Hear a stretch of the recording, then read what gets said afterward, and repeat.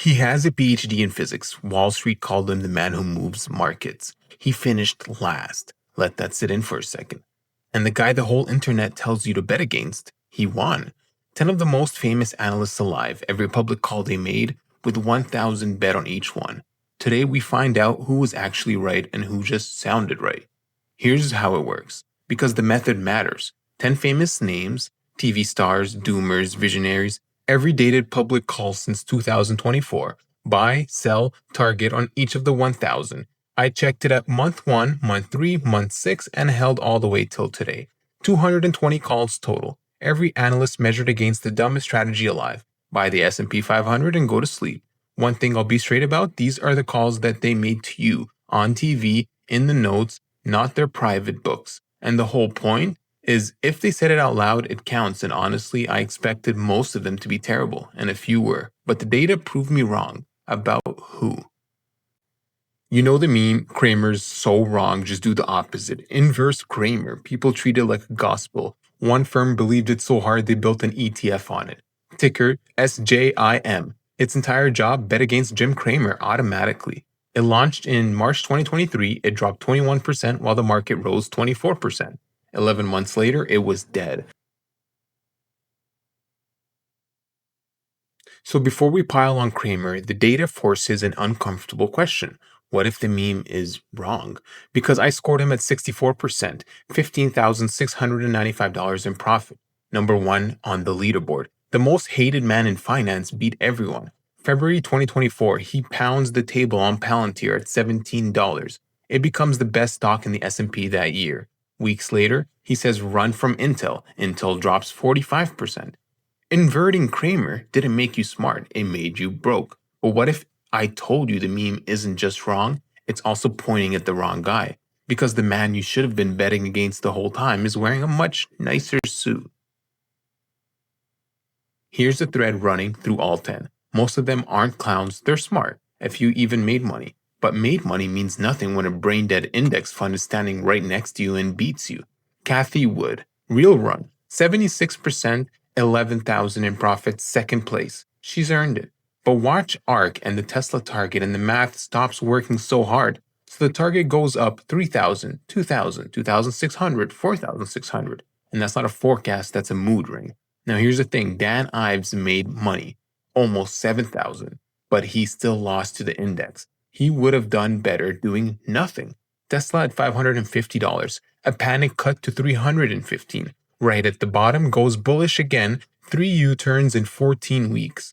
David Kostin runs a strategy at Goldman Sachs. Watch him stick to a target that the market already blew past. He moved his number 9 times in 2 years.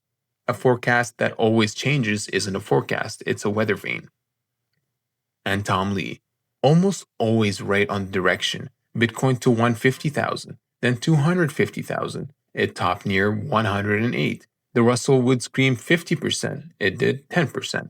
He pointed the right way, he was just off by a planet. 4 pros, 3 made money, 0 beat the fund that buys everything and thinks about nothing. Let me show you what the funnel looks like. 10 analysts, 7 of them lost to the index, 4 of them lost you money, and 1 of them lost more than $5,000. And the worst call in the entire study, he has a PhD in physics. There's a tax in markets. It's paid by people who are too smart to be hopeful. Mike Wilson, Morgan Stanley's top strategist, all of 2024, a 4,500 target, bearish, careful, and wrong. Then in May, after the market ripped 28% past him, he flipped bullish. He caved at the exact wrong moment, and that's not bad luck. Watch, it's a pattern. David Rosenberg, genuinely brilliant economist, he called a recession and called it 7 times on the record. Recessions that arrived, 0. While he waited for the end of the world, the market climbed 54%. Then the one you're all waiting for, Michael Burry, the big short. Here's how the scoreboard flat out lies. Burry was right 71% of the time, second best in the whole study, and he still lost money. How? Because his big crash calls went 0 for 3. A stack of small, smart, late bets doesn't pay rent. Being right about everything, that doesn't matter. And wrong about the one thing that does is its kind of own broke. Which brings us back to the man we opened on, Marko Kolanovic.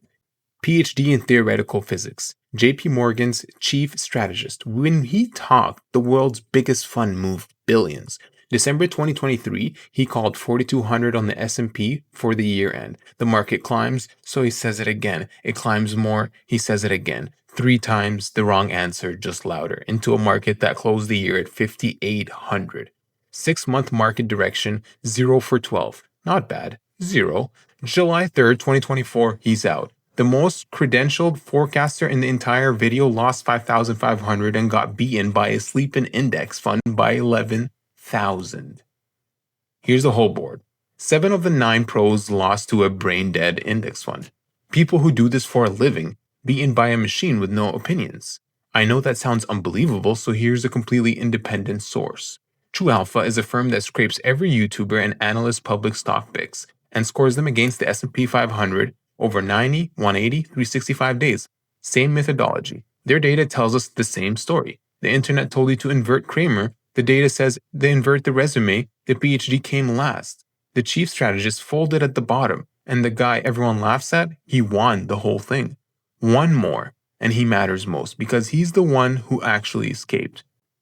Nouriel Roubini, Dr. Doom. 15 years of predicting, and then in 2024 he did the unthinkable. He stopped. He looked at the data, admitted the world has changed, and renamed himself Dr. Boom. His accuracy went from 15% to 80%. The one analyst who got better did it by doing the one thing the others 9 couldn't. He said the words, "I was wrong." So why does this keep happening? Why do the smartest people in finance get paid fortunes to lose to a fund a kid could run? 3 reasons. Their job is not to get fired, so they fold late, and folding late saves the career while it kills the call. Anyone can call direction, almost nobody can call magnitude, and the magnitude is the headline. And the big one, conviction feels like accuracy. It isn't. The point of this video wasn't to dunk on 10 people. It was to find out whether following the experts on TV actually works. Now you know. The boring index fund beat 7 of 9 experts. Respect to the boring fund. Treat the calls on TV as entertainment, not instructions. And notice the best calls in this whole study weren't grand forecasts. They were fast, ugly, tactical reactions to panic. The forecast is the product they sell you. It's almost never the thing that works. That's 10. Who do I run the machine through next? Drop a name, the full scoreboard on screen right now. Go see where your favorite landed.